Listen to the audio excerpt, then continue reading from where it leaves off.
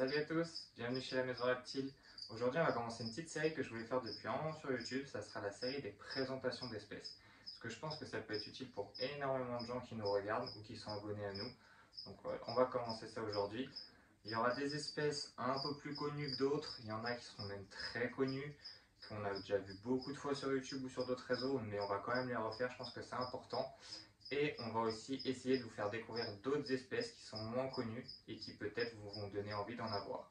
Allez, c'est parti pour l'épisode 1.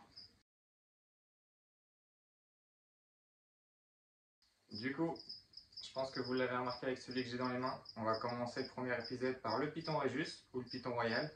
Donc oui, on l'a déjà beaucoup vu sur YouTube, c'est normal, c'est un des serpents les plus connus dans la terrariophilie, que ce soit en France ou même dans d'autres pays. Mais bon, je voulais quand même le présenter, puis ça sera un bon sujet de première vidéo pour lancer la série. Donc le Python Régus est originaire de base d'Afrique centrale.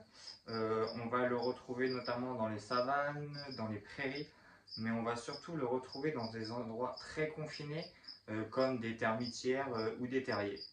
Donc maintenant, ça va être un serpent qui a énormément été reproduit en captivité, qu'on va retrouver dans beaucoup de pays avec du né en captivité, donc ce ne sont plus des animaux prélevés dans la nature. Mais il faut quand même savoir que d'origine, ça vient de là-bas. Du coup, dans la nature, on retrouvait souvent des phases classiques, mais maintenant, de nos jours, il y a énormément de mutations différentes. Regardez par exemple avec celui-là qui est un magnifique pastel pied-balle.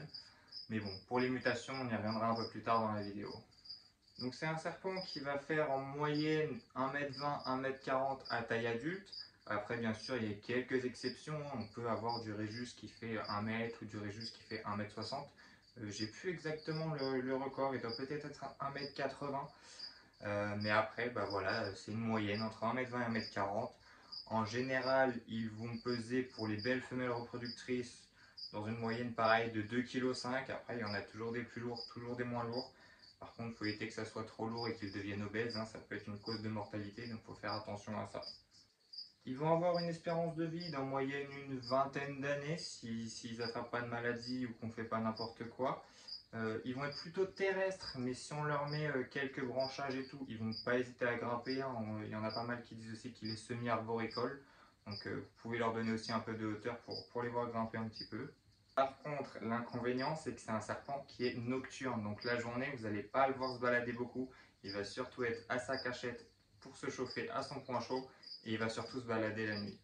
Comme vous pouvez le voir avec ce spécimen, mais c'est avec la plupart des spécimens chez le Python Régus, c'est un serpent qui est assez calme.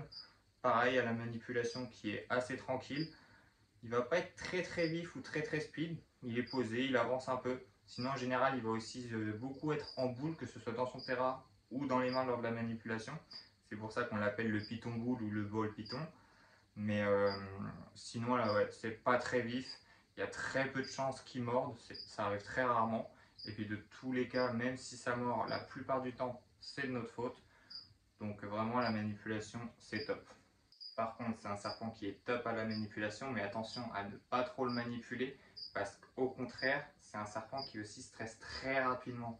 Donc plus on va le manipuler, plus ça va le stresser. Les pitons n'aiment pas la manipulation. On peut le faire une fois de temps en temps, surtout pour checker si l'animal va bien, s'il a fait une bonne mue, si tout va bien sur sa tête, s'il n'a pas de la salive dans la bouche. Donc faut le manipuler, mais attention à ne pas trop le faire et à ne pas trop stresser votre animal. Maintenant, on va parler un peu de la maintenance en captivité de votre python. Donc là, le plus gros débat qui va se faire, ça va être en terrarium ou en rack. Donc on va pas lancer le débat sur cette vidéo. Nous, personnellement, ils sont en rack. Ils étaient avant en terrarium et depuis qu'ils sont passés en rack, ça se passe beaucoup mieux, que ce soit pour le nourrissage, pour la mue. On préfère vraiment ce maintien-là. L'animal stresse beaucoup moins. En plus, comme je l'ai dit au début, dans la nature, ils vont vivre dans des terriers, donc dans des endroits très confinés. Quand c'est un terrarium, avec surtout les vitres, qu'ils voient tout le monde passer toute la journée, pas très bien aménagé pour la plupart du temps, les mettre dans un rack, endroit confiné, il n'y a aucun problème. Ça se passe beaucoup mieux, personnellement. Après, chacun a son expérience et son avis dessus. On ne critiquera jamais aucun des deux, mais voilà. Par contre, que ce soit en rack ou en terrarium, il y a quelques paramètres à bien respecter pour le bien de votre animal. Donc il va y avoir la température 32 au point chaud, 24-26 au point froid. Vous pouvez descendre de quelques degrés la nuit pour faire la différence. Chauffage au sol, évitez de chauffer un Régis en lampe chauffante, ça va chauffer l'air et c'est pas forcément le top. Ensuite, pour l'hygrométrie, le bol d'eau suffit, hein, et ça va faire 50-60% d'hygrométrie, c'est largement suffisant pour du python. Ne l'humidifiez pas, il va attraper souvent des maladies respiratoires, donc évitez de l'humidifier. Quelquefois quand ils sont en mue, pour prévoir une bonne mue, mais sinon évitez vraiment. Et par contre, du coup, j'ai dit pas de chauffage par le haut, mais vous pouvez rajouter une lumière si vous voulez. Après ça, c'est à vous de voir. Soit vous laissez la lumière naturelle, soit vous rajoutez une lumière artificielle. Par contre, il en faudra au moins une des deux pour que lui ait son cycle de jour-nuit. On va lui apporter un minimum de 2 cachettes, une au point chaud, une au point froid. Et si vous l'élevez en terrarium, faites attention à surtout bien l'aménager avec plein de cachettes, plein de branchages, plein de feuillages. Vous pouvez faire du naturel, ça va être compliqué avec du Régis, mais vous pouvez faire de l'artificiel. Mais surtout, aménagez vraiment beaucoup votre terrarium pour qu'il évite de stresser un maximum. Et vous voyez tout à l'heure quand je vous ai dit le python boule, il a pas mal bougé et maintenant il se met en boule un petit peu. Et il bouge plus. Regardez-moi la beauté. Maintenant, pour le nourrissage, alors j'ai fait une vidéo il y a quelques temps sur le nourrissage des serpents, n'hésitez pas à aller la voir. Mais sinon, pour ce qui concerne le python Régis, lui, il va manger des rongeurs, donc rats ou souris. Faudra rapidement les passer au rat, hein. Vous vous doutez bien avec le gabarit qu'il a qu'une souris, ça va être assez peu. Donc nourrissez-le avec une proie adaptée, donc de taille adaptée, de poids adapté. Et surtout aussi à une fréquence adaptée. Ne nourrissez pas trop vos serpents, comme je vous l'ai dit au début de la vidéo, sinon ils risquent d'être obèses et c'est un risque de mortalité. Lui, quand on l'a récupéré, il était un peu en surpoids, du coup on l'a fait perdre un peu de poids et maintenant il va très bien. Point aussi important sur lequel je reçois énormément de messages, votre python Régis est capable de ne pas manger pendant plus d'un an pour certains. Donc s'il saute quelques repas, une semaine, 2 semaines, un mois, 2 mois, c'est pas très grave, c'est normal, ça arrive. Ils ont énormément de réserves, ils peuvent ne pas se nourrir pendant énormément de temps, surtout chez les mâles en période de reproduction. Donc ne vous inquiétez pas. Nous, ce qu'on fait, c'est qu'on a un suivi. On note quand est-ce qu'ils mangent à chaque fois, le poids qu'ils mangent, du coup avec la date. Et aussi, de temps en temps, on va venir les peser pour faire attention qu'ils ne perdent pas trop de poids. S'ils ne perdent pas de poids, c'est rien, il n'a juste pas faim à cette période-là. Après, s'ils commencent à perdre énormément de poids, il faudra peut-être s'inquiéter et contacter un vétérinaire. Mais sinon, ne vous inquiétez pas à chaque fois que votre serpent ne mange pas 1, 2, 3 fois d'affilée. C'est pas grave. Le python Régis est réputé pour être un mauvais mangeur.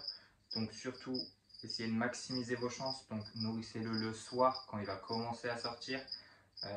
Ne le manipulez pas la journée avant, ça va le stresser. Et le soir, il va peut-être pas manger. De toute façon, tous les serpents, on évite de les manipuler avant de leur donner à manger. Il y en a qui vont le nourrir en terrarium, il y en a dehors, ça c'est pareil, j'en ai parlé dans ma vidéo. Le python Régis, le manipuler, le sortir, ça peut être compliqué. Ça peut le stresser de le changer, de le mettre dans une boîte et il peut ne pas taper. Après, c'est à vous de voir. Maintenant, on va parler des mutations. Je vous en avais parlé au début de la vidéo. En captivité, il y avait énormément de mutations différentes. Donc la mutation, ça va être la couleur et les motifs que vous allez voir sur votre serpent. Il en existe énormément, il y a avec des gènes, c'est un peu question de génétique, mutation. Mais si vous voulez une vraie vidéo très construite sur la mutation et la génétique, je pourrais vous en faire plus tard. Mais sinon, pour rester simple, il y a beaucoup de gènes différents. Donc il y a des gènes récessifs, dominants et codominants. Donc il y a énormément de mutations différentes. Il y en a qui vont avoir un seul gène de mutation. Il y en a, ils vont avoir plusieurs gènes, ce qui va pouvoir donner de gros combos et de très beaux serpents. Par exemple, celui-là, c'est un combo du gène récessif pied-balde et du gène pastel. Donc j'en profitais d'être avec Naruto pour commencer avec le gène récessif. Donc il faudra que les deux parents aient le gène, que ce soit visible ou non. Donc que ce soit visible, ça va être les gènes qu'on dira homozygote. Le gène non visible, on le dira hétérozygote. Il faut que les deux parents les soit homo-homo, soit het-homo ou soit het-het. Après, selon homozygote ou hétérozygote, il y aura des différents pourcentages de chances que votre bébé ait le gène. Donc lui, son gène récessif, c'est le pied-balde. Donc ce gène-là est récessif. Donc si on veut qu'il ait des bébés pieds-balles, il faudra que la femelle qui s'accouplera avec lui soit homozygote pieds-balles ou hétérozygote pieds-balles. Mais comme je disais, la génétique, les mutations hétérozygotes, homozygotes, c'est un très gros sujet de vidéo. N'hésitez pas à me dire en commentaire si vous voulez que je fasse une vidéo entière à ce sujet et je pourrais essayer de vous faire ça. Donc là maintenant je suis avec une femelle qui a un combo de banana, super vanilla, pastel. Donc on va parler des mutations dominantes et codominantes. Donc la dominante, va falloir qu'un des deux parents ait ce gène. La codominante c'est pareil, mais si les deux parents ont le gène, on aura une super forme. Comme celui-ci qui est super vanilla. Les deux parents étaient vanilla, du coup ça a donné une super forme, donc on dira super vanilla. Et du coup, ça fait un super combo qui est magnifique. Donc quand on me demande souvent quel est le prix d'un Python Rhésus, ce qui va jouer beaucoup, et je le dis souvent, ça va être la mutation. Plus il va y avoir de combos, s'il va y avoir de gènes récessifs et tout ça, plus le prix évoluera. Un banana ne sera pas aussi cher par exemple qu'un pied-balle banana, parce qu'il y aura un combo avec en plus un gène récessif. Non, pour la partie reproduction, je ne vais pas en parler dans cette vidéo là parce que je n'ai pas encore ma propre expérience dessus. On n'a encore jamais fait de reproduction à la maison. Donc j'attendrai encore peut-être 1 ou 2 ans, le temps que j'aurai fait mes premières reproductions. Et là, j'aurai ma propre expérience pour pouvoir vous en parler. Donc pour finir, je vous ai sorti un petit laser clown. Donc pareil, un petit combo avec un gène récessif qui est le clown. Donc voilà, la petite présentation du Python Rhésus est finie. J'ai peut-être oublié quelques points. N'hésite pas à me les notifier en commentaire et à les expliquer pour tous ceux qui iront lire vos commentaires. Mais je voulais quand même finir avec un petit point. Le Python Rhésus est un des serpents les plus recommandés pour les débutants. Mais je voudrais quand même faire un petit point dessus. Moi, j'ai envie de dire qu'il ne faut pas forcément écouter ce conseil et je vais vous expliquer pourquoi. Dans un premier temps, moi, je conseille toujours de commencer avec un serpent qui vous plaît. Il faut que le serpent vous plaise, que vous ayez envie de l'avoir à la maison, envie de vous renseigner dessus et ne pas partir sur un coup de tête parce que quelqu'un vous a conseillé le Python Rhésus, donc vous partez dedans.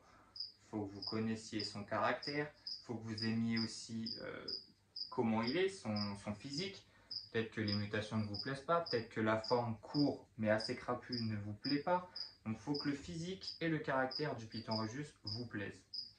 Ensuite, c'est un serpent qui peut être très compliqué à nourrir. Donc pour un débutant, il va peut-être avoir encore plus de mal à y arriver et pourra plus vite se décourager. S'il n'arrive pas à faire nourrir son serpent pendant 2-3 mois, un débutant qui ne s'y connaît pas, qui ne sait pas que c'est pas très grave, et il va vouloir se décourager et revendre son serpent et arrêter tout ça. Donc ça serait aussi dommage.